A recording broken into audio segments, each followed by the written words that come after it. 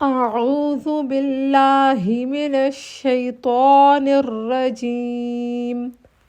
بسم الله الرحمن الرحیم۔ آج کی کلاس میں ہم آیت نمبر 7 کا اجرا کرنا سیکھیں گے۔ آیت نمبر 1، 2، 3، 4، 5 اور 6 کا اجرا کرنا ہم نے سیکھ لیا ہے۔ آئیے شروع کرتے ہیں آیت نمبر 7 کا اجرا۔ لام کے اوپر زبر ہے، زبر کو ہم بغیر کھینچے بغیر جھٹکا دیے معروف اور متوسط طریقے سے پڑھیں گے، جیسے لام زبر لا۔ قاف کے اوپر زبر ہے، زبر کو ہم بغیر کھینچے بغیر جھٹکا دیے معروف اور متوسط طریقے سے پڑھتے، لیکن آگے ملانے والی علامت دال ساکن ہے، اور ساکن جو حرف ہوتا ہے وہ ہمیشہ اپنے سے پیچھے والے حرف کی حرکت سے مل کر پڑھا جاتا ہے، اور دال حروف قلقلہ ہے۔ انشاءاللہ آپ کو آہستہ سے بتاتے جائیں گے کہ قلقلہ کیا ہوتا ہے۔ یہاں پر صرف یہ سمجھیے کہ قلقلہ میں آپ کو اپنی آواز کو پلٹانا ہوتا ہے، اس کے مخرج میں جہاں سے وہ نکلتا ہے وہاں پر۔ حروف ہجا کی سیریز بھی دیکھیے اور اجرا کی سیریز بھی دیکھیے، آپ کو انشاءاللہ سمجھ آتا جائے گا۔ اور جو یہاں پر جو قلقلہ ہے وہ لفظ کے آخر میں آ رہا ہے حروف قلقلہ، تو قلقلہ کبریٰ بنے گا۔ جیسے پلٹائیں گے، جیسے قاف دال فتح قد، پیچھے سے ملا کر پڑھیں لقد۔ ہا کے اوپر زبر ہے، زبر کو ہم بغیر کھینچے بغیر جھٹکا دیے معروف اور متوسط طریقے سے پڑھتے، لیکن آگے قاف مشدد حرف 2 بار پڑھا جاتا ہے، ایک بار اپنے سے پہلے والے حرف کی حرکت سے مل کر، دوسری بار اپنی حرکت کے مطابق، جیسے، اور مشدد کو ہم مضبوطی اور جماؤں سے پڑھتے ہیں، جیسے ہا قاف زبر حق۔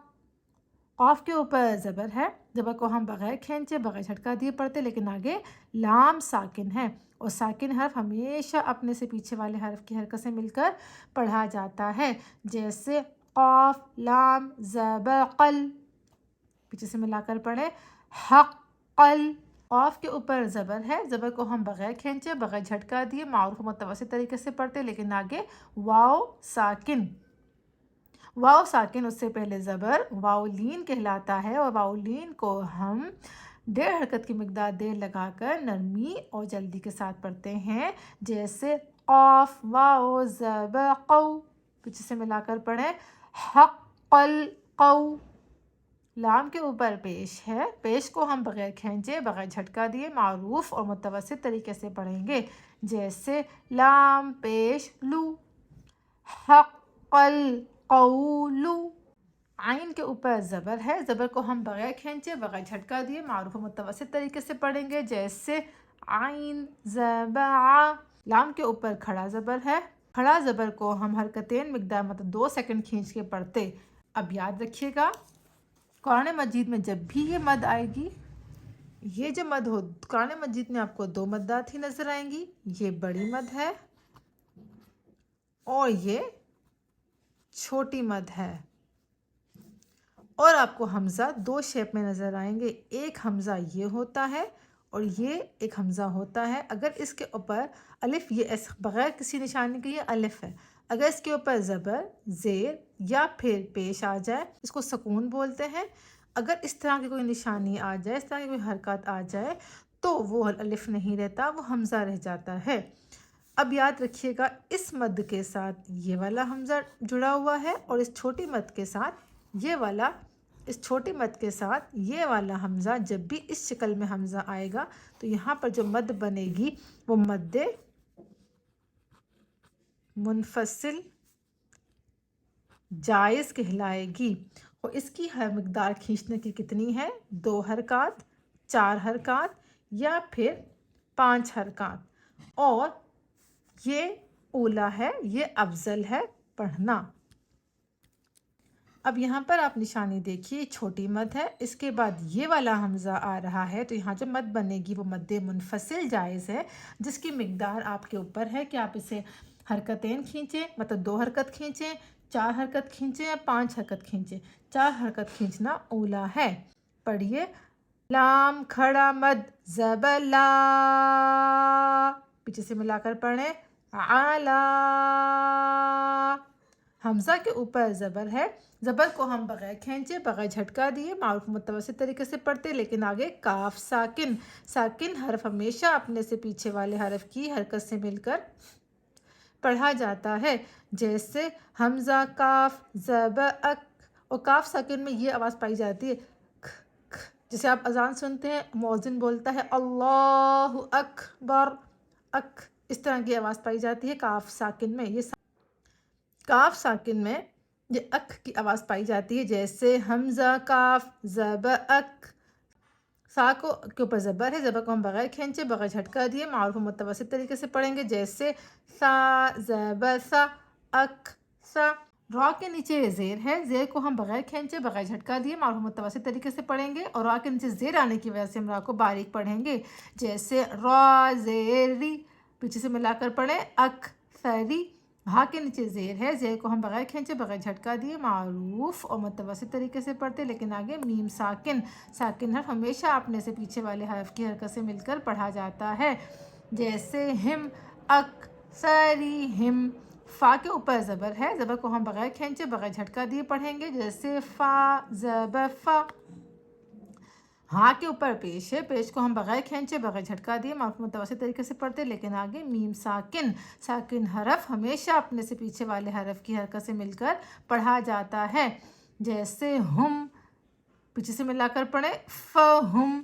لام کے اوپر زبر ہے، زبر کو ہم بغیر کھینچے بغیر جھٹکا دیے معروف متوسط طریقے سے پڑھتے، لیکن آگے الف خالی، الف خالی اس سے پہلے زبر الف مدہ کہلاتا ہے، الف مدہ کو ہم ایک الف کے برابر کھینچ کے پڑھتے ہیں۔ اب آئیے سیکھتے ہیں الف مدہ کیا ہے۔ حروف مدہ 3 ہیں، الف، واو اور یا۔ یہاں پر ہمارے آج کے لیسن میں الف مدہ آیا ہے، تو آئیے سیکھتے ہیں کہ الف مدہ کیا ہے۔ الف خالی، اس سے پہلے زیر، الف مدہ کہلاتا ہے، اور الف مدہ کو ہم حرکتین مقدار کھینچ کر پڑھتے ہیں۔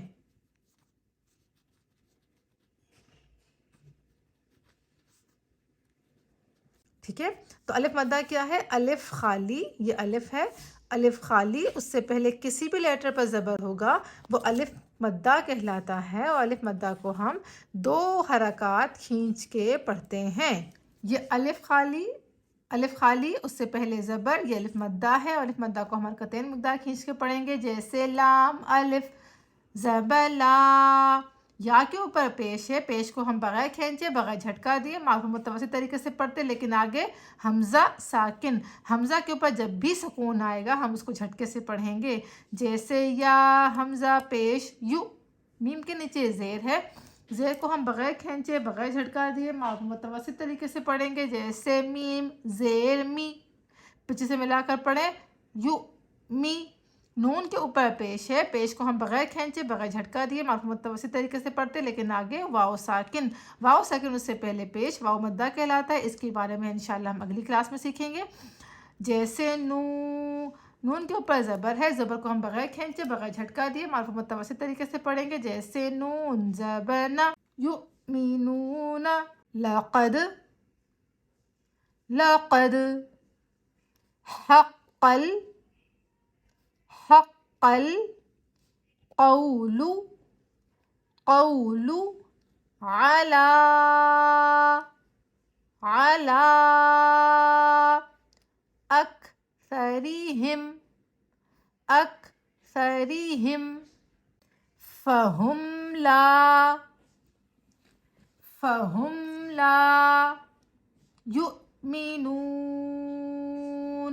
لقد حق القول على أكثرهم فهم لا يؤمنون۔